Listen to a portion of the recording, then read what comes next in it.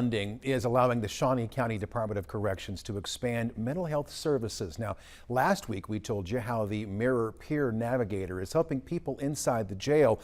Other resources are assisting those transitioning back into their communities. 13's Madison Bickley is in our newsroom. She found out how the Second Chance Act grant is making all of this possible. David, a total of $725,000 over the course of 3 years is allowing the Shawnee County Department of Corrections Community Corrections to expand free mental health services, reducing incarceration and promoting reintegration.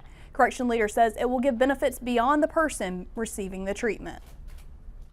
One of the big things that we struggle with is finding ways to address mental health, and this grant helps identify ways that we can do that in a quicker way. Shawnee County Corrections Deputy Director Steve Willis says nearly a quarter of the department's nearly 700 active adult probation cases are dealing with mental health or drug addiction diagnosis or both. Getting them help more quickly can keep them out of jail and in their communities. 1 year ago, we started this conversation, and we sat in a room and said, how can we better provide services for the people that we're working with? A year later, mentors are in the jail. Community mental health providers are on hand. Cognitive programming has grown, and the jail is seeing success. Many times, a person that comes into our service takes roughly 2 to 3 weeks to get an assessment, and then extra time after that, maybe another 2 weeks, to start services. The Second Chance Act grant allows them to pick up the pace. At intake,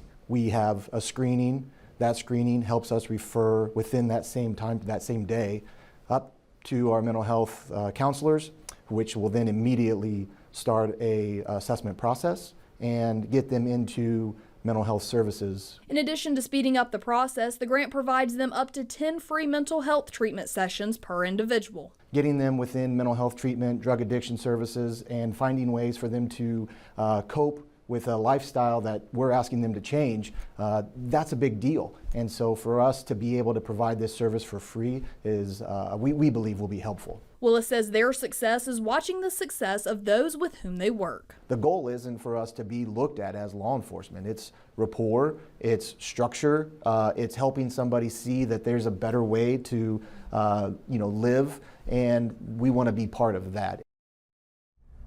Willis says community corrections is in close parallel with mental health programs currently inside the jail. They plan to have things fully up and running by June 1st. Interesting to see the approach. Thanks so much, Madison.